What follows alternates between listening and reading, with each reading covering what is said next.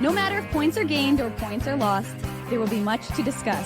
For analysis regarding tonight's Winnipeg Jets game, here are Dave Manouk, Ezra Ginsburg, and your host, Drew Mindell. The Illegal Curve post-game show starts now. From first place in the Western Conference in mid-February to the first team eliminated from the Stanley Cup playoffs at the end of April, the Winnipeg Jets season has come to an end. So is Ginsburg. I don't know, where did he go?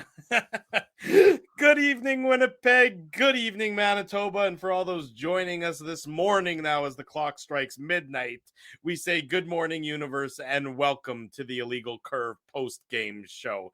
That's an unhealthy swig of liquor that Mr. Ginsburg just took, so you know you're in for a doozy of an Illegal Curve post-game show.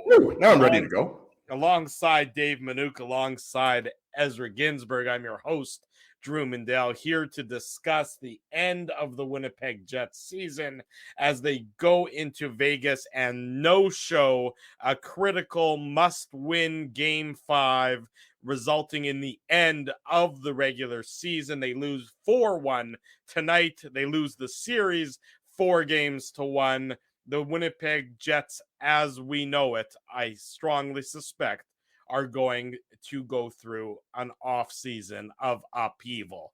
Gentlemen, good to see you both on this Friday morning.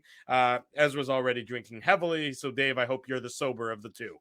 I have to say sober. I don't have a choice, Drew, because see that banner right there? That's the Manitoba Moose one that we will have to turn our focus to, and of course become a Moose show starting tomorrow. And with Game 1 between the Moose and the Admirals, it is rather fitting. So I got to keep my focus ready to go here on the Illegal Curve Hockey Show, Illegal Curve Postgame Show, and of course a little site called illegalcurve.com. Very good. Mr. Ginsburg, good morning to you. How are things in your world? Good morning. Really, it's technically good morning, but let's call it good evening. But okay, yeah, I mean the season's over here. Yeah, it's unfortunate. Yeah. Okay, that's good analysis already there. Look, I mean, this was the Jets were certainly up against it, down 3-1 entering tonight's Game 5. You knew that it was going to be a very difficult hill to climb for them to come all the way back in this series. I don't think anyone really expected them to come back from down 3-1 with the litany of injuries that they've currently got, with, of course, Mark Scheifele and Josh Morrissey being out of the lineup, Nikolai Ehlers returning to the lineup for today's game. The first playoff action he's had comes in Game 5 after the Ryan Hartman hit at the end of the regular season. But the manner in which the Jets went out, the lack of fight, the lack of intestinal fortitude. I mean, you have to, of course, be reminded of 2018-19, that game in St. Louis, the Game 6 there where the Jets put up 6 shots after 40 minutes. It wasn't dissimilar to that in tonight's game, giving up a goal within the first minute of the first period, giving up a goal within the first minute of the second period. Never mind the other 2 goals that they gave up in the second period to make it 4-0 after 40 minutes. But what has to be just the most disheartening is the lack of fight, the lack of response, just the fact that the team wasn't ready to play when the game began. Just, I think, to me, spells the end of this iteration of the Winnipeg Jets. If this has been the Winnipeg Jets 2.0, and maybe there's already been the Winnipeg Jets 2.0.1, well, I think we're about to see the Winnipeg Jets 2.0.2 after this offseason. Drew, what are you talking about right now? The Jets, I know what you're saying here. Hi. It's been a great show so far. The Jets have injuries. The Golden Knights also had some injuries. Braden McNabb and Shea Theodore, last time I checked, are top 4 defensemen. They are. So the injuries is bullshit if you're going to use the injuries as the main reason why the Jets lost this series here. Look, the Jets only turned it up in the third period, right? Like the Jets were the dominant team in the third period, but they got Ehlers back. And even though Ehlers hadn't played in, 2 weeks? I guess April 11th, I believe, was the Minnesota Wild game where Ryan Hartman took him out of the game, right? So the Golden Knights seemed to get it done without 2 top 4 defensemen in McNabb and Theodore, right? So, I mean, the Golden Knights are just a better team. And yes, if the Jets had Josh Morrissey and Nikolai Ehlers and Cole Perfetti and Mark Scheifele for the whole series, I guess. So if you're talking about 5 games, I think the series would have gone longer, by the way. But I think that the Jets would have given, pardon the pun, but they would have given the Golden Knights a better run for their money. But when you're missing those players and, you're depending on, guys like Kevin Stenlund and Carson Kuhlman and Mason Appleton to give you, more offense, you're in trouble. Look, the Jets they had no answer for Mark Stone, Chandler Stevenson, William Karlsson. They had no response for the aggressive Golden Knights forecheck. I mean, look at a lot of the goals tonight were self-inflicted, right? And, it's admirable that you're able to, get a goal in the third period and it looked like Dubois made it a 2-goal game. And then maybe it would have been a little bit more interesting. But I agree with you, Drew. I think, going into this game, I think, the best that you can really do is hope that you get a game 6 back in Winnipeg. And we know how much the Jets have struggled at home, right? They've lost 7 in a row. And I made the mistake last show. A lot of people pointed it out. They did win 2 games in 2021. I was referring to fans in the stands. They have lost 7 games in a row, right? So just because the Jets force a game 6 doesn't mean that they're going to win the series. No. Obviously means that, fans would get one more whiteout. But look, even if the Jets, sorry, as you're interrupting, but look, even if the Jets lose this game, but they showed the same level of fight that they showed in games 3 and in games 4, then I think people would be accepting of that. Because yes, the lineup is depleted. I agree with you that Vegas, is without 2 of their top 4 defensemen in tonight's game in Braden McNabb and Shea Theodore. It's just the manner in which they lose. And as far as I'm concerned, anything that happened in the third period of today's game is irrelevant. I mean, I see you nodding your head there, Dave M. You can't go down 4-0. 100% irrelevant. Yeah. You can't go down 4-0 in a must-win game and then take some sort of solace in the fact that you didn't give up an empty net goal for the 8 minutes that you had Connor Hellebuck on the bench, in the latter half of the third period. I saw you tweeting about it, Dave. I mean, you may have. I don't even know if you named him by name, but you said if you want to get paid $10 million, you need to show up in this game. And that's clearly a reference to Pierre-Luc Dubois, who was just absolutely invisible when it mattered for the Winnipeg Jets in this game. And by and large, in all the games since game 1, when he was so prevalent in the Jets' only victory in this series.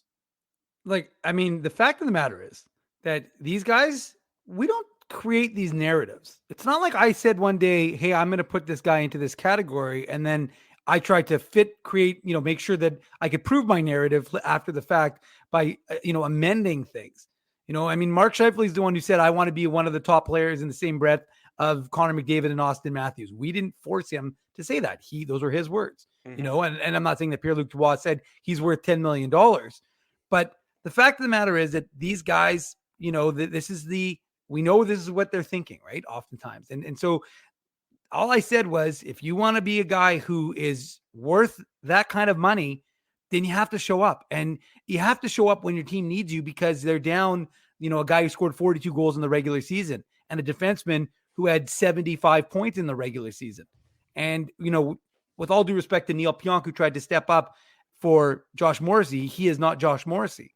And we saw it in the series. If you remember, Josh Morrissey going down, similar to when Dylan DeMello went down against Montreal, and the Jets just didn't have the answer really in that series. Obviously, they lost Mark Scheifele due to suspension. Coincidentally, no Scheifele and no defenseman, one of the top defensemen, and similar things are transpiring. But to me, you needed Pierre-Luc Dubois. I mean, you wanted to be the big dog. Well, if you want to be a big dog, as he's 100% right, you don't blame Kevin Stenlund. You don't blame Carson Kuhlman. No. You don't blame any of these guys. Although, hey, Mikey Eyssimont scored a pretty important goal for the Tampa Bay Lightning. So I guess they figured out a way to use him, goal and assist, including the assist on the game-winning goal. I'm shocked the Leafs lost tonight. but anyways, let's stick to Jets talk, because we got everybody here. You're absolutely right with your point there, Dave, and that's going to lead into a discussion today on this post-game show, and again on Saturday morning on the Illegal Curve Hockey Show, about the roster construction and the roster mismanagement. Because look, Kevin Cheveldayoff is now squarely, in any other market, his job would be in question. Look at Pittsburgh, Drew. Just to illustrate your point, I agree with you. Look at Pittsburgh, right? How quickly did Mario Lemieux and Penn's ownership get rid of Ron Hextall and get rid of Brian Burke and who was the other guy? Pryor, right? The entire front office. They fired them the day after the season ended, right? Like, so yeah. To your point, and you look at some other franchises that have gone through, several regimes over the last decade. The Jets obviously have only had one general manager, Jets, as you were talking about with Jets 2.0, 2.01, 02. There hasn't been a 0.01 or 02 because we're still on Kevin Cheveldayoff 1.0, right? So I think those questions are going to come up. This was a year, in which you had to do better than just squeak into the playoffs and then get knocked out in the first round in 5 games because of the fact that you've got Scheifele and Wheeler and Hellebuck and Dubois and their contracts expiring, right? So I think there's absolutely going to be those questions, Drew, about how this roster was constructed and how adding Nino Niederreiter and Vladislav Nemestikov was nice towards the end of the season. Right. But once you get into the playoffs, I mean, all due respect to guys like Niederreiter and Nemestikov, you can't compare those guys to Chandler Stevenson and Mark Stone and William Karlsson. And look, and I've been saying this for years now, and you can go back if you want to go find the old TSN 1290 pregame show, when I spoke about Chandler Stevenson. They got him for a 5th round pick. What a steal. Look at the impact that he's had. Vegas had traded to the Washington Capitals a 5th round pick. And that's after Washington beat Vegas in the Stanley Cup final. Yeah, 2019. Right. Yeah. Where are the instances of the Jets showing foresight when it comes to player evaluation? When it comes to finding a player, a hidden gem? Well, they found one in Mikey Eyssimont, and they let him go for nothing. When Tampa Bay is acquiring a guy that you let go for nothing, you've done something wrong. You can generally just take that to the bank. Look at, Johnny Kovacevic. Look at the season he had in Montreal this year. And then you look at the Jets back end towards the end of the season. I mean, it's I thought Kyle Capobianco was really good tonight. I didn't have a problem with Kyle Capobianco. There's no, he was perfectly fine. But look, if, and anytime he played for the Jets this year, he was perfectly fine. But it's just, again, mismanagement of an asset, because there's no way that if you put Capobianco on waivers that, he's going to end up being a regular in the Montreal Canadiens lineup and look like a stalwart there for 82 games or however many games Kovacevic played. But I think he played about 60. I think he ended up playing 65. Okay, well, a very significant he number. He wouldn't have come close to that with the Jets. Of course. Well, I know, but I mean, it's just there's where Drew, this is the same organization that let guys play their 82nd game. Yeah. Instead of getting guys like Leon Gavanke, who is a 2017 5th rounder, who scored 20 goals, set the all-time Moose record for goals by a defenseman, and you could have gone him into a game. It was a meaningless game for the Jets. I'm sorry. Could have given those guys like a night off, and instead you played them. Well, I'm glad you got them in. But again, like it creates like ill will. Like, here's a guy who you could have said, okay, we're going to throw you a bone. We're going to give you your first NHL game. They do this kind of stupid shit all the time. It makes no sense. The Eric Comrie mismanagement from Eric Comrie. Well, he was going to get paid too much money. Okay, sure. Yeah, like David Rittich was really the answer. You know who would have looked good as a backup right now? Laurent Brossoit. Well, look, and for the record, I was on Eric. I mean, I would have been fine with Eric Comrie staying, obviously, as everyone here knows. So I'm not. I'm just saying that. Yeah, I mean, the Eric Comrie thing was ridiculous. It didn't make sense when it happened. It still didn't make sense a year later. None. I mean, absolutely none. And that's just it. I mean, and Drew, just to quickly finish though. Yeah. I mean, David Rittich wasn't good down the stretch, right? Right. Think about all those games that the Jets lost. Think about the Jets' different position. If the Jets again have the ability to rest guys, have the ability to cruise into the playoffs, and instead try and like force their way in. And look, Connor Hellebuck wasn't great either. Played him 13 straight games. He got a day off at the last. He got a day off for game 82.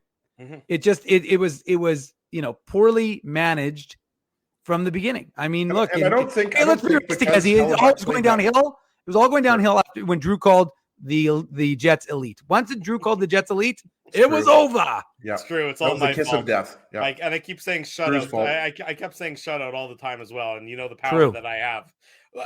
It's just, and you know, it all feeds one into the other. You have the organization, you know, trying to sell season tickets by and getting people to part with their hard-earned money, and you're trying to you. What are you selling? Are you selling a vision? Because if there's a vision, articulate it. You know, where is the vision for this team moving forward? What is this team moving forward? I think they're going to run it back, Drew. Honestly, would it surprise you? Would it surprise you? I think you're being tongue-in-cheek, as I think I am being tongue-in-cheek, but I think this year it would surprise me just because I don't think you can hang on to all of these guys that have expiring contracts. I just don't think you can. Like I know some people want every, like the old clean house, right? There's some people that want Scheifele to be traded, Dubois to be traded, even Hellebuck, who you could get a huge return on, right? But I don't think that all these guys are going to be traded, but I don't think it's going to be the same as last year. I just don't think you can. Like, could it happen? Of course it could happen, right, Drew? I just don't think it'll happen because this year, in a way, was more disappointing than last year, considering that you were first place in the Central Division and then you just squeaked into the playoffs, right? Like, you're fighting off the Nashville Predators, who were big-time sellers at the trade deadline. The Predators almost got the second wild card spot with a group of players. Half of their team was the Milwaukee Admirals, right? So to me, this season was even more disappointing than last year when they missed the playoffs entirely. So yeah, I do think there are going to be significant changes, but there's no way I can tell you, you know, how big those changes are going to be, because we know how loyal Mark Chipman is to Kevin Cheveldayoff. The Jets, as we mentioned earlier, have only had one general manager since coming over from Atlanta, right? So we'll have to wait and see. And we're going to have lots of time to talk about this on the Saturday show, by the way, because the Jets have already, you know, secured their tee times for this weekend, I believe. So yeah, I mean, look at the roster clearly, you know, it wasn't deep enough to, you know, overcome the injuries to Josh Morrissey and Nikolai Ehlers, right? Like even with Ehlers coming back, I told Dave, like, as we're watching the game here at his place, like, I'm like, how much can you expect out of Nick Ehlers not having played for 2 weeks, coming in game 5? Like, I just, you know, I thought he was okay, but I just don't think you can expect him to be a difference maker in this game. No, this was a game, you know, where Pierre-Luc Dubois and Kyle Connor needed to be the best players for the Winnipeg Jets. You know, you're right, Ezzy. They need to be the best player, Drew. They need to be the best players on the ice, period. Right, the best players on the ice. Yes, Yeah. they needed to be the In best addition players to on the Hellebuck, ice. obviously, yeah. And Hellebuck as well. You know, so I mean, you know, yes. But, you know, Pierre-Luc Dubois and Kyle Connor needed to carry this team, because you're right, Ezzy. Nikolai Ehlers, you know, coming back into the lineup, having not played in a couple of weeks, and who knows exactly how healthy he is. He's probably not anywhere near 100%. Not that many of these guys are. They're all banged up, but so are the Golden Knights, for the record. So every team, oh, we're so banged up. Every team is so banged up after this many games. But, the Jets' best players needed to be the best players, and they weren't. And Pierre-Luc Dubois, with the exception of game 1, had a lousy series. And Kyle Connor got worse as the series went on, in my estimation, and got less engaged in the series as the series went on. There are problems beyond just the fact that you lost in 5 games in the first round. Everything about this team right now, you know, there's some teams where you lose in 5 games in the first round, well, you can still say your trajectory is pointing upwards. Mm-hmm. This Jets team has had their trajectory pointing downwards for so many years in a row now that you have to come to grips with what they are and rectify that accordingly. It's just one of those things. You might not like to do it, but you have to do it, and you have to be ruthless about doing so. Well, and just quickly, I mean, we will eventually get into the game recap, but I mean, as he's right, this does feel a bit like a Saturday show, but hey, you know, it's after midnight and we got almost 350 of you here in the chat. So the chat's alive. Folks are smashing that like button. But I mean, look, ultimately, I think what it comes down to is what Jets fans have to hope for is a retool and not a rebuild. And, you know, maybe a Rangers style thing where you're less likely to break it all down. And again, it's going to take some crafting. But that's why you get paid. They better get a first overall pick and a second overall pick, Dave, because I don't know if that happens. And sign Artemi Panarin. I was going to say, and yeah, exactly. I mean, without Alexi Lafreniere and Capo Caco, I don't know if that Rangers will. let's be honest, my Devils are taking care of them in the first round. I was going to say right now they're not looking so good as he anyways. Yeah. But look, I'm not. Look, I'm just saying that the Rangers and obviously they had Shesterkin who's not looked too shabby, but I think that folks are being discounted by when you say that they won't stand for a rebuild. And I think like I've got the comment highlighted right now. I think ultimately like Jets fans need to see a give a shit factor. And I'm not saying these guys don't care. Like obviously guys care and guys want to win, but at the same time, like you can see it in the type of game they're playing. And look, Chandler Stevenson, big boy from Saskatoon, Brett Howden from Oakbank, Mark Stone, these guys, and I'm not just saying guys from the Prairies are the reason you win. Doesn't hurt, but it's almost like their GM is from the Prairies as well. Yes, exactly. But so was the Jets GM. Yeah, so is the entirety of everyone in the Golden Knights organization, from their color guy to their to the lawman, color guy. Yeah, exactly. So, anyways, I just think that there's a thought process that this organization needs to go through in terms of, like you guys said, evaluating what they have and being realistic about this right now, and saying, like, again, the fan base isn't stupid. Like people sit in the chat and they're and again.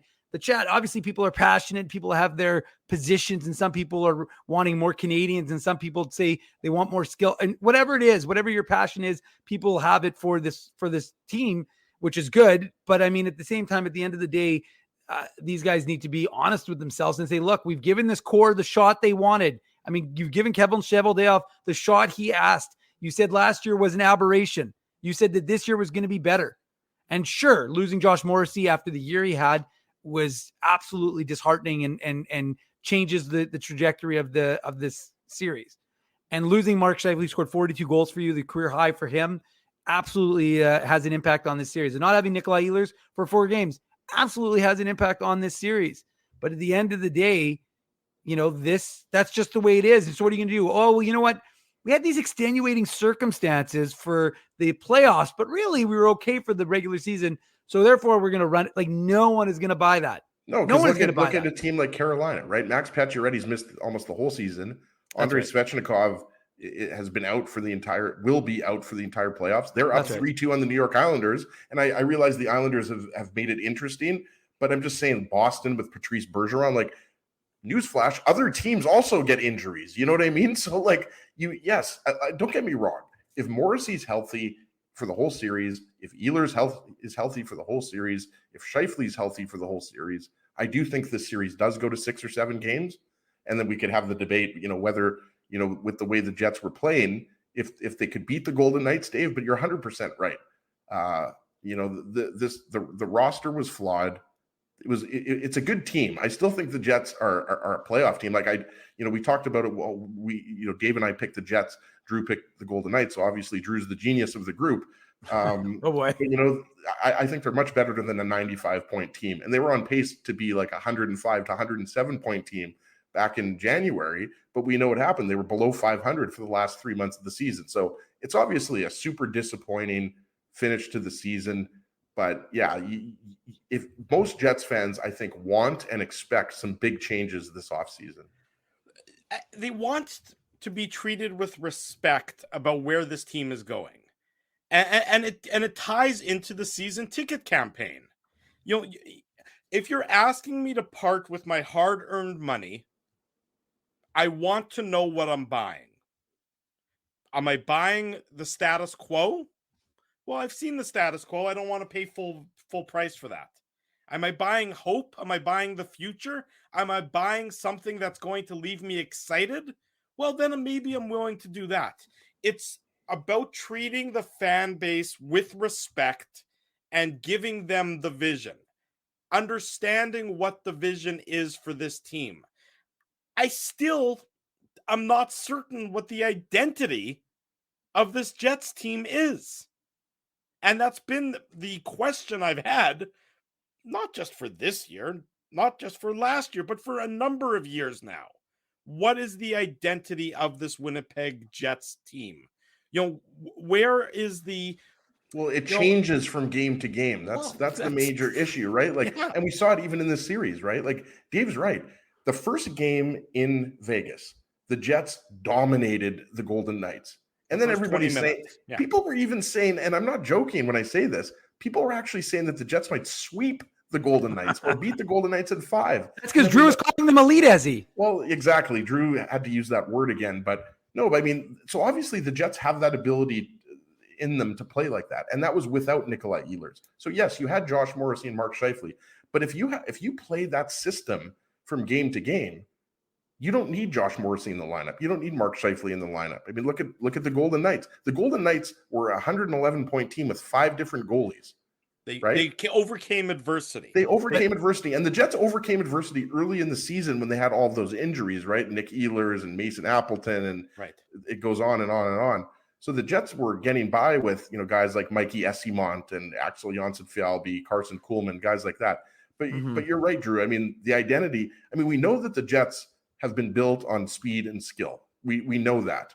The problem is their defense isn't good enough to play certain teams that way. And when you're not playing the run and gun back and forth Edmonton Oilers style of hockey, and then you throw in the fact that their power play struggled big time this year. I mean, the Jets had to switch the way they were playing. And yes, you have to adjust and adapt your game dependent on who you were playing. But you look at this series, I mean, the Jets are able, certain players on the Jets at least, like guys like Adam Lowry and Brendan Dillon, there's certain players that can play that rough and tumble. And that's what the Golden Knights did in the series, right? Like the Golden Knights, it wasn't look at William Carrier, that was his first game.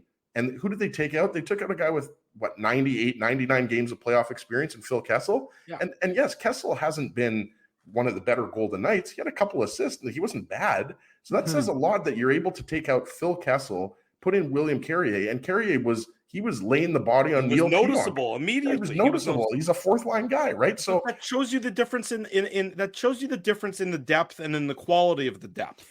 The Jets are trying to sell, guys who aren't NHL players. But Drew, sorry, not to cut you off, and I know we usually save the coaches' comments for the end of the show. I want to go right there. That's what I want to go. I have to go there. Come on. Okay, well, hold on. Then you go there, but let me just set you up. Okay. Let me set you up. I'll give you the assist. Okay.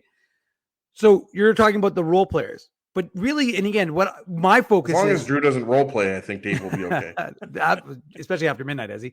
But look, the truth is, this is Pierre-Luc Dubois, Kyle Connor, Blake Wheeler, your big dogs. I'm not saying Blake Wheeler is whatever, but the point is those are the guys that you needed to step up. Right. And now, Drew, how about it? Rick Bowness and his media availability after the game, quote, "I'm so disappointed and disgusted right now.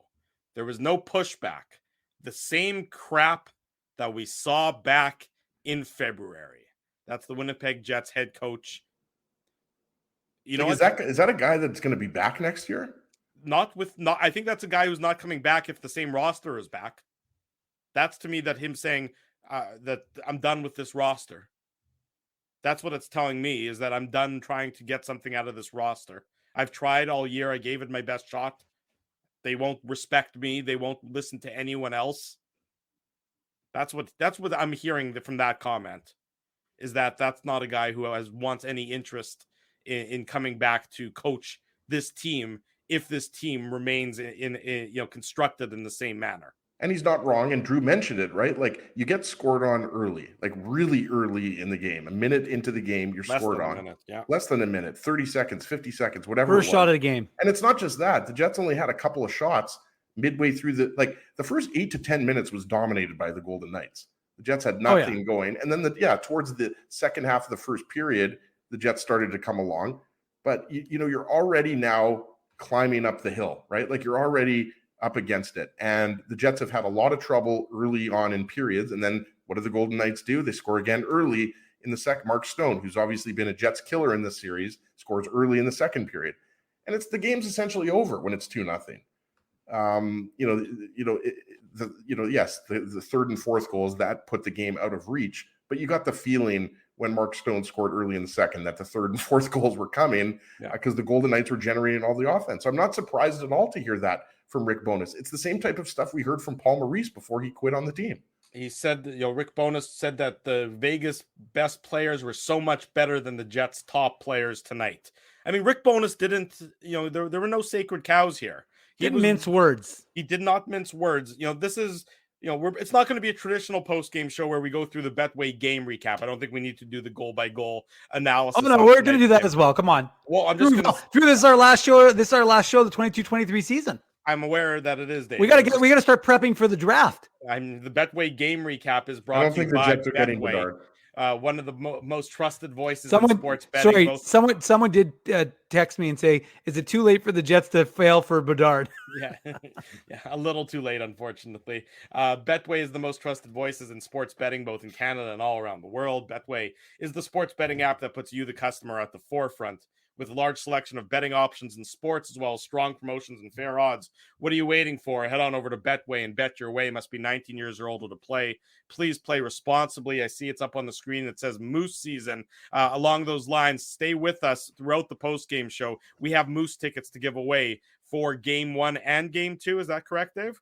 Yes, we Game do 1 indeed. and Game 2 of the Moose playoff series against the Milwaukee Admirals. So we're going to give away some Moose tickets on tonight's post-game show. That'll be your reward for sticking with us late night here on Friday morning, 12:30 in the morning, talking about the Jets season coming to an end. And Rick Bowness now napalming the Jets' best players for their performance tonight against Should the make for a Golden fun Knights. plane ride tomorrow. What the thing is, how do you argue with him? You don't. How could any player stand up and say, no, I disagree with our head coach? We all just saw what we saw. Look at the teams that were down 3-1 on the road that won their game 5. Islanders, Panthers, Lightning. Yeah, you're right. Sorry, I missed the Lightning. Yeah. Lightning earlier tonight against Toronto. They all go into the opposition's barn on elimination games, and they find a way to win. Boston finds a way to win again. The Panthers find a way to win. It's finding a way to win. It's finding a way to show up before the third period. Linus Allmark finds a way to give up. You didn't have to win. You know what's funny? Look, I think you're going to agree with me, but I'm going to make the point anyways. Okay. Nobody in the chat, almost 400 of you, are going to sit there and say you needed the Jets to win this game. You wanted the Jets to win this game, but you didn't need the Jets to win this game. You needed the Jets to show up in this game. That was what you needed. And the Jets did not show up. They didn't show up in the first minute of the first period. They didn't show up in the first minute of the second period. Oh, wait, they didn't show up for lots of time in between. And so to me, that's the biggest cause for concern. This is an elimination game. In a game you absolutely had to win, you didn't even show up. Like, that's the problem. It's not about winning sometimes. Like, obviously everybody wants to win. Yeah. But it's not just sometimes it's about the way you lost. It's not just the loss. Yeah, that's the problem. It's the way you lost the game. More from Rick Bowness. There's got to be pushback. There's got to be pride. You've got to be able to push back when things aren't going your way. And that's exactly what you're talking about, Dave. You're talking about just having the professional pride to say we're not going to get embarrassed. We might lose, but we'll be able to hold our heads up high no matter how we go out. We gave it our all. And had the Jets done that, then I think the tenor of the conversation right now would be a lot different. It wouldn't be happy. There would still be those who would be saying you need to change things, because I think that's obvious to everyone that you need to change things. But it's the way in which they lost, the way in which they didn't demonstrate what it means to be a professional. And I'm pointing at Pierre-Luc Dubois, probably primarily. That would be my primary focus right now. It would be on Pierre-Luc Dubois.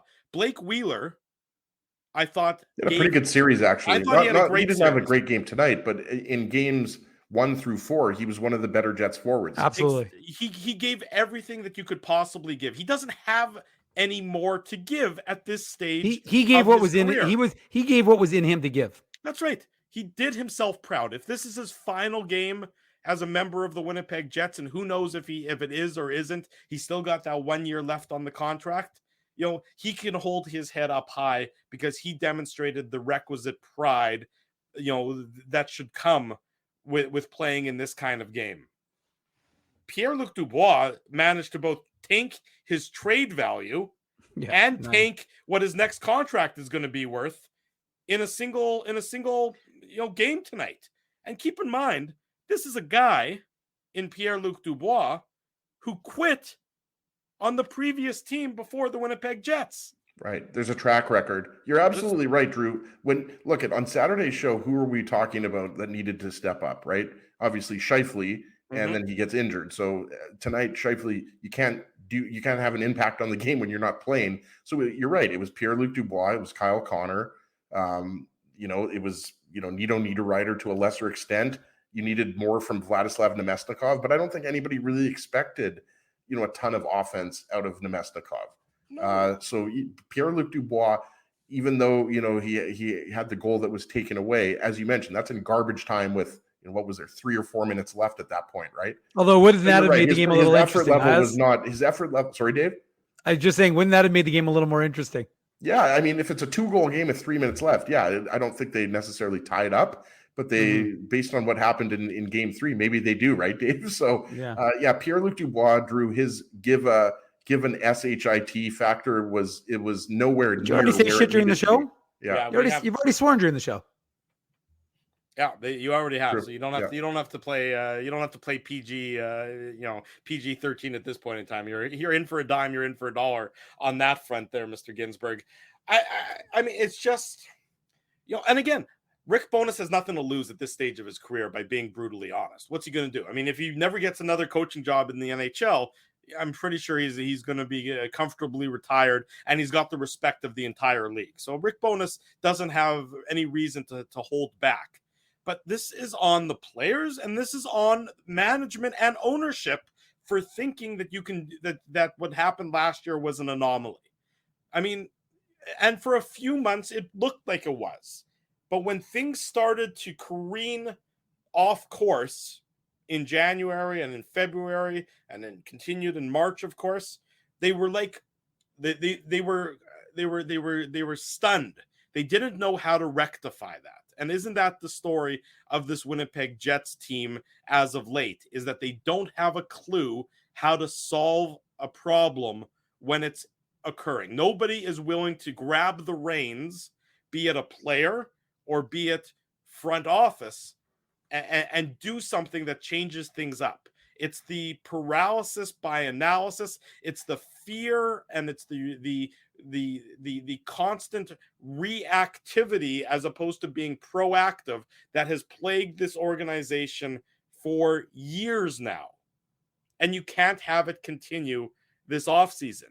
You need to make changes. And now, instead of being proactive in trying to make changes, you now are trying to trade Pierre-Luc Dubois, who's got a diminished value. Apparently he's going to be at the draft in Nashville with his bank. My sources are telling me that. That's what your sources are telling you. You've got Mark Scheifele with a year left to go on his contract. And it wouldn't surprise me if the Jets tried to re-sign Mark Scheifele. I mean, 42-goal guys don't grow on trees. But at the same time, is that the answer? If you're signing Mark Scheifele to a long-term contract, then you're not rebuilding or you're not retooling. Right. So you're almost caught in between this rock and a hard place here when it comes to some of these players. What are you doing with Connor Hellebuck? I mean, I don't know that a retool is an option for this team. And I know, Dave, you said retool earlier. The way I look at it, if you're trading Connor Hellebuck, it's a complete rebuild. Now you have some pieces that you can build with, but there's no goaltender that's ready to step in to be an NHL goaltender in this Jets roster or in this Jets organization. So you're acquiring a goaltender as well in this offseason. Similar to when you went out and got Steve Mason, the number of years back. Remember when you weren't sure if Hellebuck was ready or not? You're on mute. I can't hear you, Dave. I said, and then didn't they have to buy him out? They bought him out, and that's what the Yoel Armia when he went to Montreal. Yeah. Again, more asset mismanagement, and that's going back, multiple years now. That's going back 5 years now. After the 17-18 season, they have to buy him out in that off season, if I recall correctly. There's just, again, there needs to be a vision. There needs to be a plan. And I don't know that True North and the ownership knows what the plan is. And I certainly don't think that the current general manager is the one who's should be the one who's able to execute that plan, because it's his indecision or the indecision of the people above him that has caused this problem to begin with. I would agree with that. And I think, Dale Sawchuk, our good buddy, is saying, like, who is the core of this team? Well, we know who the core of the team is. The question is that core going to be the same, come September? And, I mentioned it earlier, Drew, like, I think there's a very strong case to be made that the Jets should not only move Pierre-Luc Dubois, but they should also move on several players. And we know who those players are. Wheeler and Scheifele are options to move, quite frankly, right? Just based on where they are with their contracts. Now, will that happen? Trading Hellebuck is a completely different story. Like, I'm not at all in it. Like, the Jets don't get into the playoffs without Connor Hellebuck. Everybody knows that. I understand that Connor Hellebuck would the return would be huge if you traded Connor Hellebuck. But I also think without Connor Hellebuck, you're just not going to be a playoff team next year. I just don't know. Like, who first off, what would that trade look like? I don't even know. You just don't see Vezina Trophy goalies traded that often, right? So like, are you trading Hellebuck to get draft picks, to get prospects? Like, you would assume that they would be getting a goalie. So I'm not really on the Hellebuck, trading Hellebuck bandwagon, because I just think he's a guy you want to sign long-term. I don't know if that's going to happen, because we just don't know if Hellebuck wants to sign another long-term contract with the Jets. So I'm in the camp that thinks the Jets should keep Hellebuck. When it comes to Dubois, I think absolutely he's a guy that needs to be moved. Not just because he has made it clear that he wants to go to Montreal. Look how he performed in the clutch in games 3, 4, and 5, right? Like, I just think it's inexcusable. Like, we've talked about, he's got God-given ability. Like, he's a guy who he is built like a power forward. Like, if you went into a lab and you wanted to build a power forward, 6'2", 6'3", 220, hard shot, physical, everybody knows what Pierre-Luc Dubois brings. I just don't think he wants to be here, quite frankly. So I just don't think he's a guy that's going to be here very long. And then when it comes to Scheifele and Wheeler, I know they've been here since day one, but like, are you going to trade both of those guys? We know that Wheeler could have been traded, but they weren't willing to eat half the salary. I don't know if you can trade Wheeler, Dave, without eating half that salary. I don't know how many people want to acquire Wheeler and pay that full $8.25 million. I think what it comes down to is, and again, I'm not saying these guys don't give a shit, but when you saw, did someone just give us $100? Yeah, Frosty. It's Frosty. Thank you. Very generous, Frosty. Very generous. Appreciate that. That is. Hold on. Just for the record, I'm getting that. I was the one who had to dish out thousands of dollars on my foundation for my River Heights house. So fair enough. That's going to me. That's going right to Ezzy's foundation. But no, what I was going to say, thank you very much, Frosty. That was very kind of you. Yeah. Frosty, we appreciate it. Appreciate it. Each and every one of you guys in the chat. Make sure it goes to a good cause. The Ginsburg Foundation. No, but I mean, I think what folks want to see, and correct me, folks in the chat can correct me if I'm wrong, when they panned to Mark Stone, the look of intensity that guy I've talked to people in hockey. They and all they talk about is the way that guy brings everyone into the fight. Yep. He brings his group. Everybody is. I mean, you can't look. Jesse Granger said it right. Jesse Granger, aka Drew's lunchmate. Yeah. Granger said they're a different team. When Mark Stone is playing like Mark Stone, the Golden Knights are a different team. When Mark Stone is not in the lineup, that's what a leader is. He's the captain. That's what a leader brings. He brings the team up. He uplifts the team. Well, and again, with his play on the ice. With his play on the ice, but again, like you like I said, you just have to look at his face and see that look of just absolute like will to win, and you realize like that's how you win. And I'm not saying, again, don't get me wrong, Wheeler's got a very similar sort of style. He doesn't have the abilities that he used to have back in the day when he could do that sort of thing, because he's not what he was, 2, 3, 4 years ago. But the fact of the matter is, Wheeler does have that level of intensity, and he has. But I'm just saying that. But that's why you need other younger guys to take the torch, take the mantle from a Wheeler, like a Pierre-Luc Dubois, like a Kyle Connor, and you have to have that intensity. And I'm sorry, I didn't see it. I didn't see it in the faces. I'm not saying Adam Lowry doesn't have it, but he doesn't have the same levels of ability as those guys. And Lowry had great playoffs. He had four great goals playoffs. in the series. He dropped the mitts, right? Like nobody is gonna like Lowry left it all out there. And remember how good he was down the stretch for the Jets. For sure. Lowry, I mean, he did everything he could do in this game. You're not going to say, "Oh, well, we needed more out of Lowry." No. Lowry, Appleton, and Morgan Barron was your best line. The third line was when it was Barron, right? Because obviously previously without the injuries, it wasn't Barron, it was Niederreiter, right? Yeah. So regardless if it was Niederreiter or Barron, Lowry and Appleton, I thought Appleton was great in this series. And again, Appleton's not a guy that you're going to expect a ton of offense out of. You want him to kill penalties.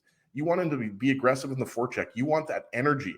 And to Drew's point, I mean, when you don't see that from your top 6 guys, like Pierre-Luc Dubois, like Kyle Connor, when you don't see that those guys have it early in the game, there's a ripple down effect, right? And then all of a sudden it's like, okay, I mean, how many people thought, and we'll hear it in the chat, how many people thought when the Jets gave up that early first goal, I don't think a lot of people had a good outlook on tonight's game.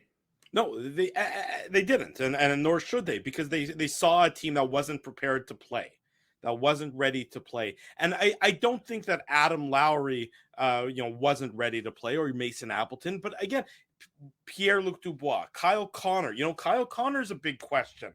Again, if you're if you're not re-signing Connor Hellebuck, or if he's not interested in re-signing here, then you're probably trading him. And then, what are you doing with Kyle Connor? I mean, you can't trade everybody, Drew. You actually do need some players to play the game. Well, I mean, or do you go full scorched earth rebuild? Drew, and then you literally can't trade. You can't trade every single asset that you have. I know you can't trade every single. Scorched earth. I think Drew would be trading Dubois, Scheifele, and Wheeler. That would be scorched earth. Well, I don't think you have to trade Wheeler right now. I don't think Wheeler is the problem, but or Scheifele and Dubois, right? Like I'm pretty sure trading your top 2 centers would qualify as scorched earth. That would sure. I can live with that. I can live with your assessment there. But I mean, again, you're between the rock and so Dubois, I think, is gone. I mean, I just don't see any way that he's coming back. It doesn't make any sense. He has never expressed any real interest in being here. Everything points to him going to Montreal. The curious question is there even a trade out there for him? Because everyone thinks he's going to Montreal as a free agent. Who's giving on this? You got to hope that there's a team who thinks, who's happy to take him for 1 year because he's going to put them over the top or something, for that in that 1 year.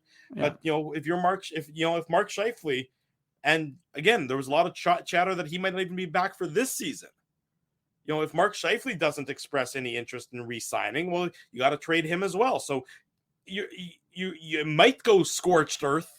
Even if you don't want to go scorched earth, because the players are so close to having that leverage.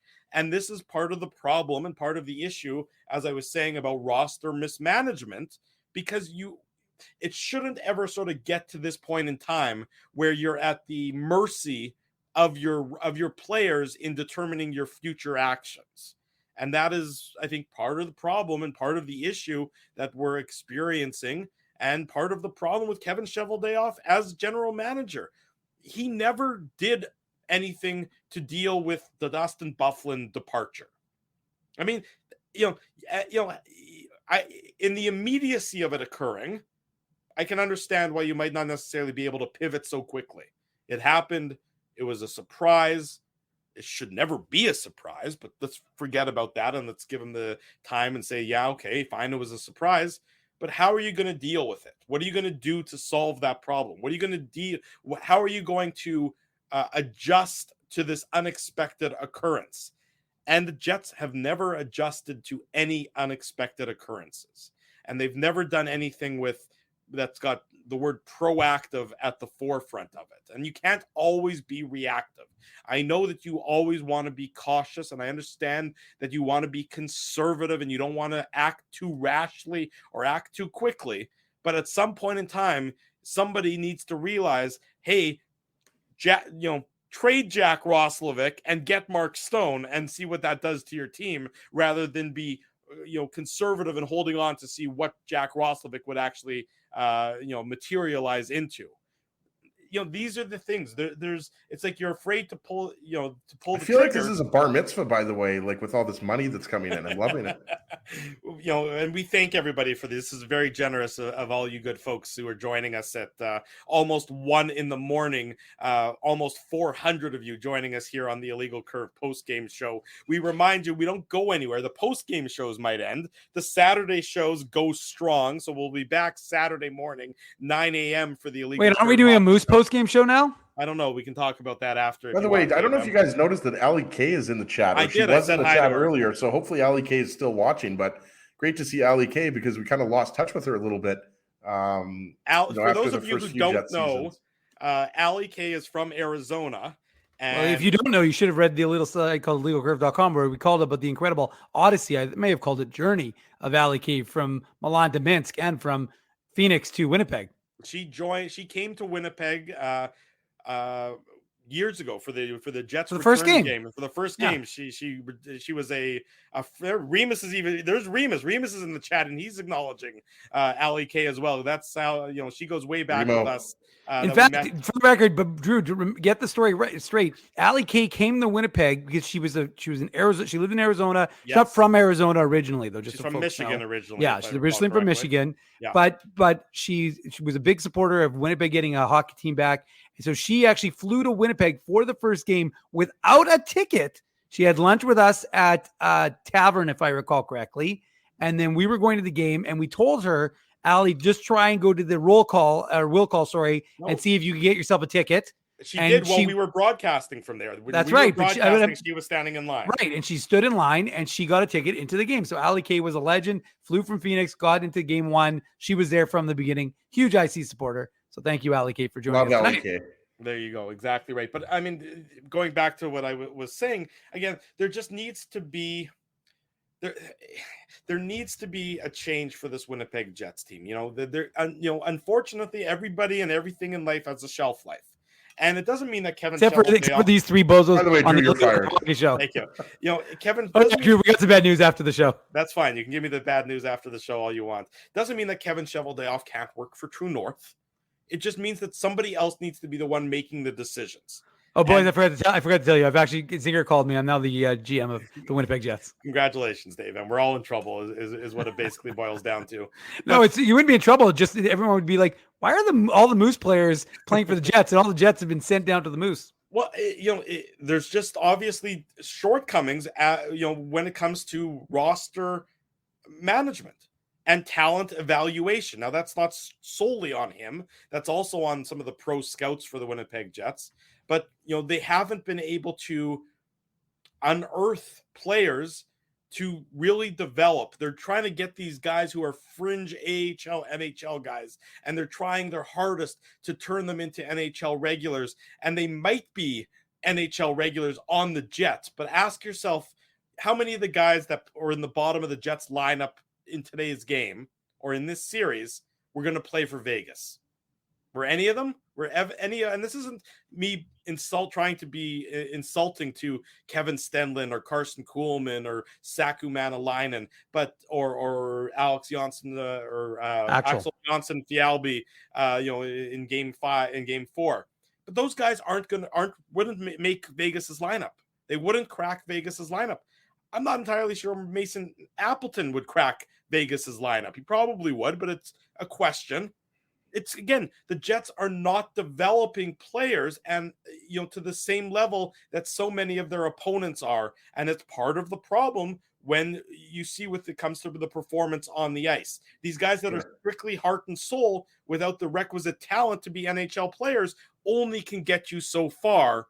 And that usually is maybe the first round of the playoffs. Sure. And I think, we would all agree that the bottom 6 is a lot better. The fourth line specifically is a lot better than it was when, the Trevor Lewis, Nate Thompson regime. You know what I mean? Right? Like, sure. And Matty Perreault was a guy that's always pointed to as that guy who could play on the second line, third line, fourth line. But you're right, Drew. Like I said earlier, bringing in Nito Niederreiter and Vladislav Nemesnikov was effective at the time. But when you're going up against a Golden Knights team, who you're right. And we talked about this. The Jets had the big advantage in goal, even though, I would argue Brossoit outplayed Hellebuck in this series, which is kind of weird to say. because nobody really ever outplays Hellebuck unless it's, Andre Vasilevsky or UC Saros, or I guess James Reimer or Karel Vejmelka. Obviously, I'm joking, but they just weren't deep enough to overcome, like we said, the injuries to Mark Scheifele and Josh Morrissey. And I've said it, many times before. And, I'm not a fantasy GM. I'm not an NHL general manager or assistant general manager, and I never will be. But I do know that the Jets needed a shutdown defenseman. And look at this series, right? Like, you don't think Matthias Ekholm would have helped the Jets? You don't think Vladislav Gavrikov would have helped the Jets, or a guy that we talked about several months back, like, who obviously was never going to be traded, but a guy like Mackenzie Weegar? Like, I think the Jets defense is good, but it's just it's like average to slightly above average.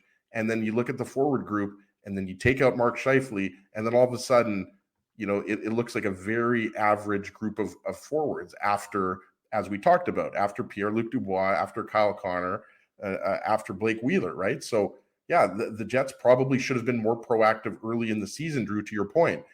Bringing in Carson Kuhlman and Axel Janssen-Fjällby was okay, bringing those guys off of waivers. But as we talked about, you also lost Mikey Esimont, who, if he was still a member of the Jets, most likely he would have played all the games down the stretch. I don't think he was coming out of the lineup at all, right? So there's a lot of decisions that have to be made. And to your point, Drew, about the vision of the Jets organization, they have to determine, is this team going to do a bigger rebuild, a retool?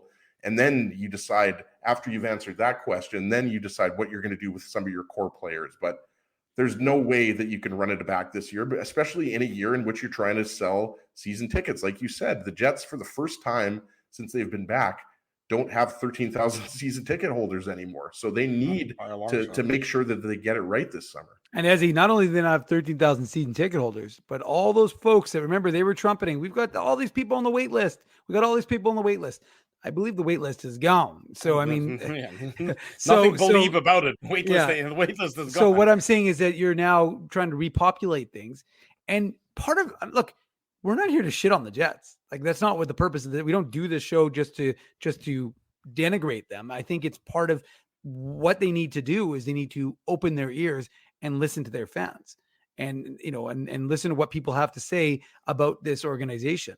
And sure, it's interesting to be doing an autopsy show, moments after the season ended, and usually you have some sobering second thoughts. But I mean, look, the reality is when your head coach goes off the way he did, and we haven't even heard Rick Bowness live, but I mean, if you look, I briefly looked on Twitter, and Twitter is a Twitter right now on the way that Rick Bowness has gone, after his team this year, this evening. So, I mean, to me, this is it's definitely an interesting storyline, and it's something we've obviously spent the majority of this evening talking about is, the direction of this organization. And I'm still waiting to break down the first Chandler Stevens. Well, we're going to do that right after we come back from break, Ezzy, but don't worry. So we'll get into the Betway game recap, because we got to thank our friends from Betway. And as Drew has said, folks, and I appreciate that, it's been 400 strong, almost the entirety of the show. We ain't going anywhere. We got plenty of, first of all, Jets content coming your way. We've got Moose content, some Ice content, because there's Moose and Jets and the Ice are still in their game ones, are both tomorrow here in Winnipeg. We're going to give away tickets to the Moose game. I've got tickets. So if you want tickets, hit me up with Stay tuned. Stay tuned. How about that? Leave it as a teaser. Exactly. Stay tuned. More of the Illegal Curve post-game show coming up after the break. This has been the Betway game recap. It's brought to you by Betway. It's simple, fun, and safe to bet with Betway. So head on over to Betway and bet your way. Must be 19 years or older to play. Please play responsibly. More of the Jets and the Golden Knights analysis. More on the Jets post-mortem. Where does the team go from here? Don't go anywhere. It's 1 a.m. Friday morning. We're live on YouTube and all of our social media platforms. Smash the like button as we head to break. Jerry Seinfeld, Chris Rock, Jon Stewart, Dennis Miller, Brad Garrett, the biggest acts and all the up-and-comers. They've all made their mark at Rumors Comedy Club, North America's longest-running independent comedy club. Rumors has kept Winnipeg laughing for over 25 years. When was the last time you laughed out loud? Make it a great night out with friends or book your office or birthday party, even a fundraising event at Rumors. Get all the details and dates on upcoming shows at rumorscomedyclub.com. He winds up.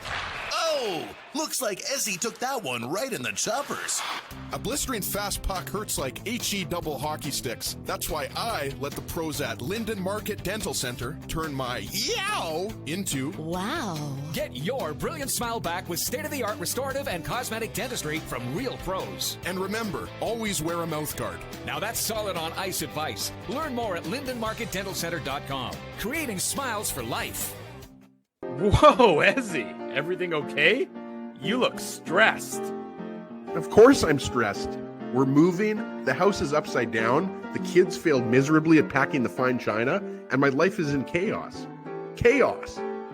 Yes, that does sound like a problem. What am I going to do? Ezzy, relax. Rolly's Transfer Moving and Storage is the answer. With 60 years of experience in moving Manitobans and a track record of exemplary customer service, one call to Rolly's and your stress is gone. No job is too big or too small. Just visit Rollies.com and they will take it from there. Thanks, Dave, and thank you, Rollies Transfer Moving and Storage, online at Rollies.com. Dave, my man, why are you in the car already? It's hours until game time. Drew, it's because I'm stressed out right now, driving around downtown Winnipeg, looking for a parking spot, and I'm not finding one. I've lost Ginsburg. I don't even know where that guy is right now. Dave, haven't I taught you anything? Do what I do. Pre-book your entire month's worth of game day parking with the Grid Park app. It's super easy to use and saves me both time and stress.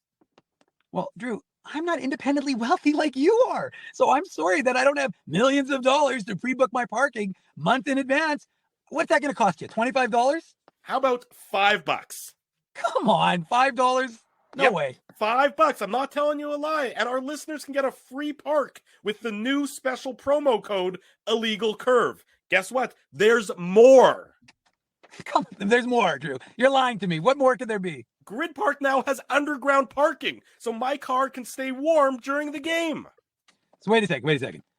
All the driving around I do, looking for parking, minus 40, you're telling me I could be toasty warm in a car after the hockey game? That's exactly what I'm telling you. Underground parking. Just download the Grid Park app. That's GRYD Park and use the code Illegal Curve. All one word. You'll park for free your first time.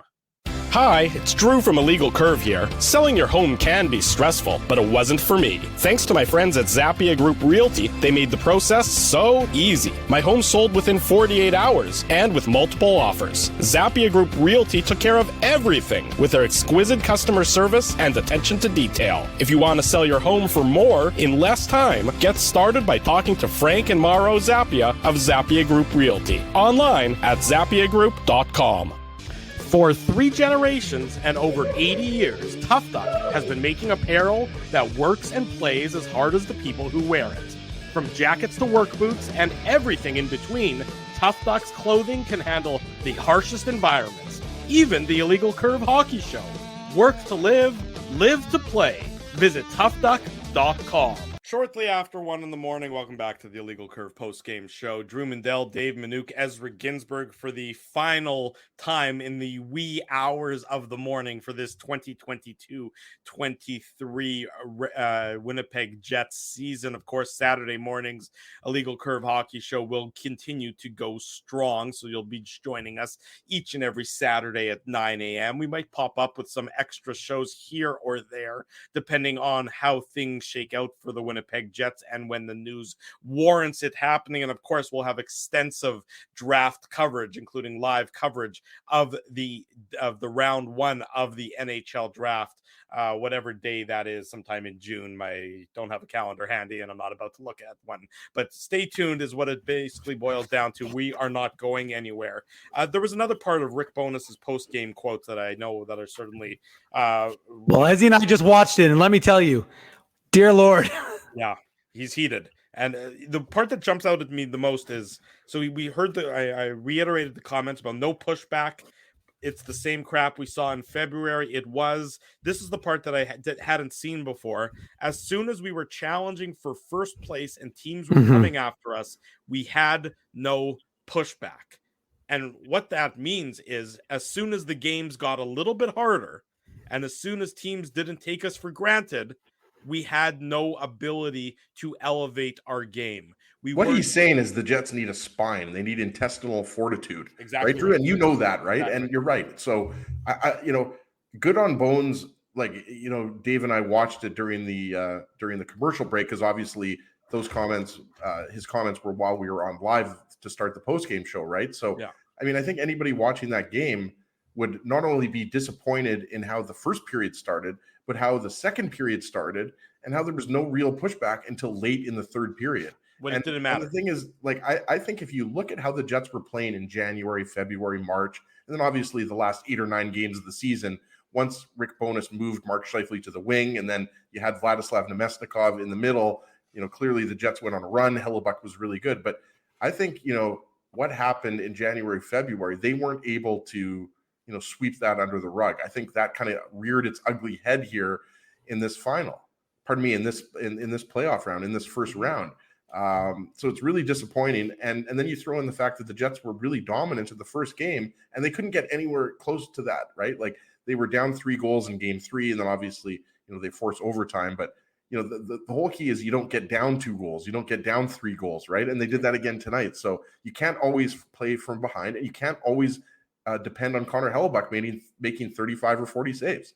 Exactly right. I mean, look, Laurent Brossoit, the numbers look like Laurent Brossoit outplayed Connor Hellebuck, but the Golden Knights make it so easy on Laurent Brossoit. I mean, did you see the rebounds he was giving up in tonight's game? Yeah. I mean, he was giving up rebounds that weren't, beyond juicy.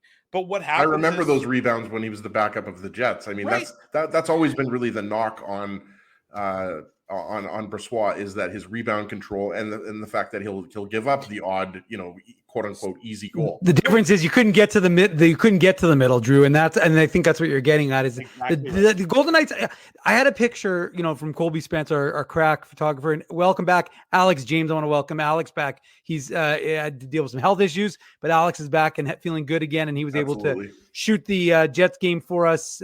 Game 4, I believe he shot, and maybe game 4, and he also is shooting tomorrow's Moose game. So welcome back to Alex, and to, of course, Colby's there every game. So always say thanks to Colby for his phenomenal photography that has made our website and our Instagram so much better with his contributions. But no, what I was going to say is, like, it was interesting because I saw a picture of Kyle Connor that Colby took, and it was Kyle Connor, and it was 4 Golden Knights, and they were completely protecting the house. And all I could think about is, this is the reason the Jets have nobody who is willing to try and penetrate the house. And they have nobody who's willing to go to the tough areas. And there were so many instances watching these games where the Jets are kept to the perimeter.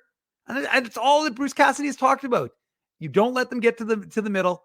Right. They kept them to the outside. And you're 100% right, Drew. It's like that some of these rebounds, second round series all over again, right? It is. Again, like I said, with the absence of 1, Mark Scheifele, and 2, one of your top 2 defensemen. And so it's deja vu, as he, unfortunately for Jets fans, all over again. But yeah, I mean, Bruce Cassidy talked about it. We'll give them the perimeter all day and we talked about it with Jesse Granger on Saturday's show. They're going to give the Jets the perimeter. They're not going to let them get to the house, and that's what they prevented. And as a result, the Jets really just didn't have those opportunities to bang home those rebounds. And really, when they were kind of getting to those spots, it was too little, too late. Yeah, that's just it. I mean, it's just, they aren't able to. I don't know if it's a desire thing or if it's just it's an unwillingness to do it, but whatever it is, it obviously isn't something that can be easily rectified. I mean, a coach doesn't do what Rick Bowness did tonight if he has any faith at all in these players. He's also not trying to fire him up for next year. No, it's like, I'm not going to send a message to them in the last game of the season. Like, he doesn't do what he did. If he believes in this group 1 iota as currently constructed, you just, at the end of the season, usually what do you hear from coaches? You hear platitudes. You hear we ran out of gas. We fought hard, but we just we lost to a good team over there. Right, we lost to a good team. Well, and Drew, what'll be curious what will be curious. So sorry to interrupt you, but just quickly, what'll be curious will be, the sobering second thoughts and what his mindset and his comments will be. I don't know. He's already spoken the truth. No, I understand that. I know. I there's agree no- with Drew, there's- Dave. there's- I realize there will be sober second thought, but you can't No, go I back understand. and be like, You can't oh, put you know the what? I genie didn't back in really the mean bottle. that. Yeah, no, I know. I agree. You like again, he's gonna have to stand behind it because he said it. He's just going to, how it'll be. I guess what I'm saying is to see the future. It'll be curious to see how he frames the past. Yeah, sure, and that and it's going to be interesting. That was some good one right there. That was really well done. Yeah. What does Kevin Shoveldayoff? 1:11 in the morning too, and I'm coming up with that stuff. That might be when you hit your peak. Actually, Dave. I'm out. I'm out. Yeah. I'm done. But what does Kevin Shoveldayoff say? Because I mean, look, you just can't brush this under the rug like they tried to do last offseason. And maybe you could try and get away with it for one offseason, but you can't do it again. You can't have another coach, well-respected coach. Paul Maurice, is a well-respected head coach. He's won a lot of games in this league. He's lost more. Yeah, I was like, he's lost a lot of games. But he's been around because he's well-respected. He quit on this team. Rick Bowness didn't quit on this team, but he basically torched this team and said it's unfixable as currently constructed. That's 2 coaches in a row now. You can't just brush that off as a minor coincidence. There's smoke, there's fire. There's no And doubt not just about it. Dave's head. And not just about Dave's and that's head. why there's a strong case to be made that there should be, just like there was a year ago, Right. that there should be significant moves on this roster. And none of us know. The 3 of us don't know. Nobody in the chat, nobody in Winnipeg sports media knows, what moves are to come. But I think we'll be surprised if at least 1 or 2 of these pieces aren't moved because of the fact of how disappointing this season ended. I said it before. I really do think this season is more disappointing because of the fact that you were in first place or second place in the Central, and then you fell all the way down. You never fell out of a wild card spot, but you were close to falling out of a playoff spot.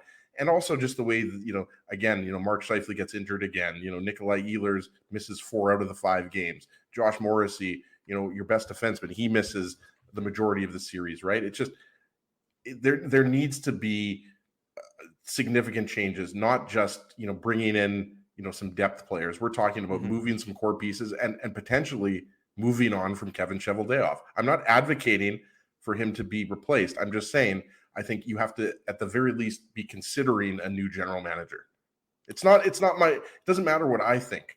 It's what Mark Chipman and, ownership thinks. That's who makes the decision. Right. So they're not going to listen to me. They're the ones that have to decide, okay, Chevy, thank you for your 12 years of service, but we're going to have to go in a different direction. They're the ones that are going to have to make that call. And they have to make that call, that call deserves to be made from the hockey side of things, but it also needs to be made from the business side of things, because you can't continue, no matter how much you value the loyalty that you have for Kevin Shoveldayoff, and that's fine, but the business side of things demands a change.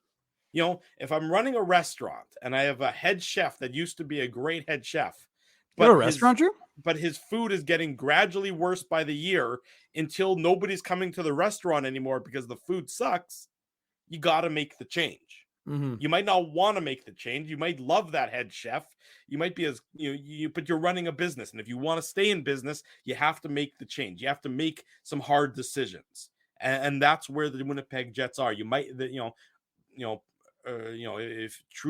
you injected him with truth serum, would Mark Chipman want to get rid of Kevin Shoveldayoff? No, probably not. He seems very loyal to him. Does he need to do it? Yes, he does. It's no longer a case of Kevin Shoveldayoff might be the right guy for the job. It's just the time has come. And if you want to have that impact on the business side of things, you also need to make that change. Tough Duck hardest hitting comment for tonight's post-game show, Mr. Ginsburg, 1:15 in the morning. So many of you joining us. If you haven't already done so, smash the like button, subscribe to the YouTube channel, subscribe to the podcast, rate us, review us, leave us some feedback. We will be back Saturday morning, 9 a.m. with the Illegal Curve Hockey Show. It's going to be a very busy show. We don't know when locker cleanout day is just yet. It seems like it might be on Saturday, but as soon as we know, we'll let you know. And if it's Saturday while we're live, it's going to be a very entertaining Illegal Curve hockey show. Mr. Ginsburg, Tough Duck, hardest hitting comment. We've done 80. This will be the 87th giveaway of the season. So who's winning it tonight? Yeah, and just before I announce who's going to win it, thanks to everybody all year long for joining us on the post-game show. I think I speak for Drew and Dave. I mean, we have such a loyal, so many loyal members of IC Nation joining us, even after losses. So the final Tough Duck hardest hitting comment is going to go to one of the best names out there. We're going to give it to Poopy Pants. Back at 12:57, Bones should have done the mic drop when he walked away from the post-game presser. He's not going to come back. This team may have broke him. I don't know if he's not going to be back.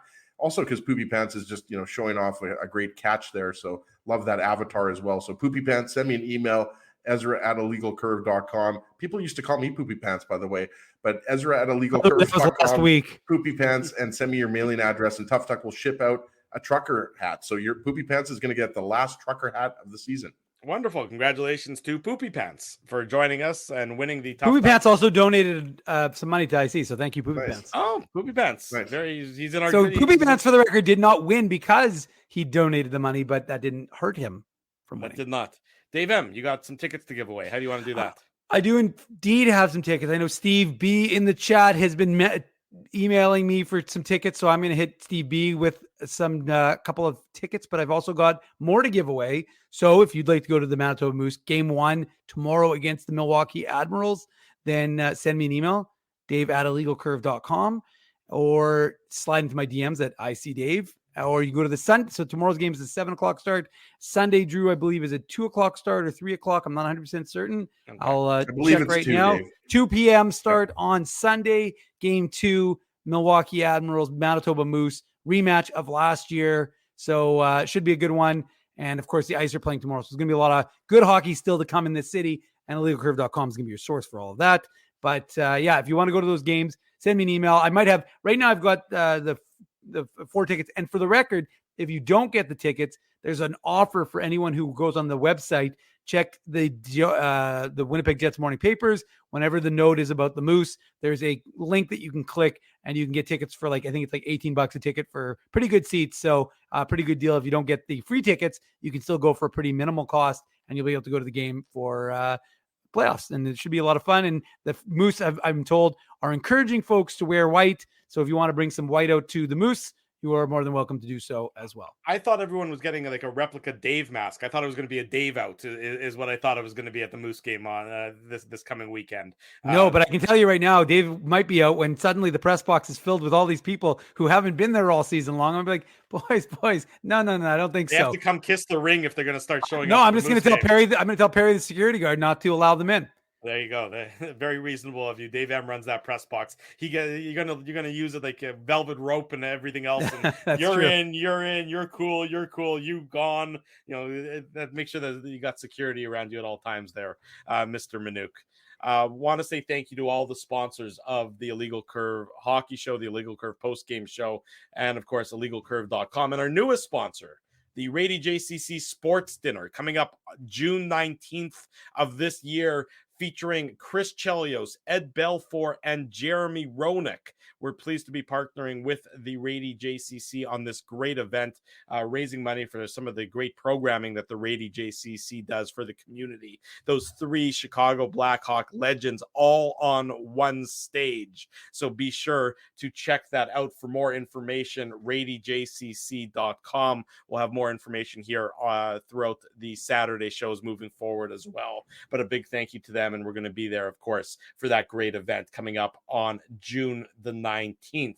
Want to say a big thank you to our sponsors. I guess actually one more thing. Seagram's shot of the game. Who's getting it? Which goal? I get it. As he's getting into Seagram's shot of the game. Boys, you got to go out strong. Go hard or go home, right?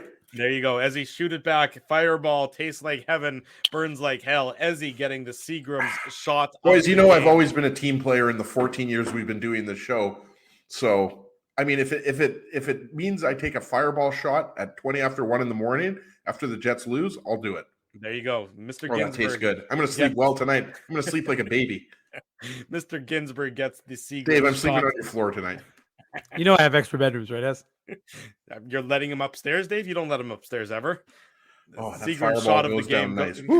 goes to Ezzy. A big thanks to our friends at Seagram's for their sponsorship of the Illegal Curve post. By the way, the answer to your question is nobody deserves this. The only people who deserve a shot of the game are all the people in the chat who deserve. This is like when they picked the 3 stars and they went the fans. I think was that 2015 Anaheim, yeah, the Anaheim series. So I think when they picked the fans, well, we're going to pick all of you because win, lose, or IC Drew, you folks have joined us night in and night out. Doesn't matter whether it's a 7:00 start or a 9:20 start. We always appreciate the fact that you guys and girls join us each and every game. As he said it already, but I'll reiterate the point because it's one I agree with wholeheartedly. We appreciate every time you guys join us. The chat makes the show, and we've spent 12 years on radio, and it doesn't hold a candle to how much more we get from being on this format and in this medium, being able to speak and interact with you on a much more personal manner than when we ever did when we were on terrestrial radio. So thanks again for joining us for our second full season. I think it's 2.5 years now. We've been doing this format of the show, of the post-game show. But without your support, it wouldn't be worth doing. And because of what you guys do and what you bring each and every time we do this show, we love it and we have a great time. So thanks again. And it makes it worth it, makes staying up worth it. And we'll continue to do it next year and every year after. Exactly right. We want to say a big thank you because they also make it possible. Our sponsors who make this show possible, our friends at Rumors Restaurant and Comedy Club, Linden Market Dental Center, Zappia Group Realty, Betway, Tough Duck, Boston Pizza, Seagram's, Rolly's Transfer, Grid Park, and The Keg.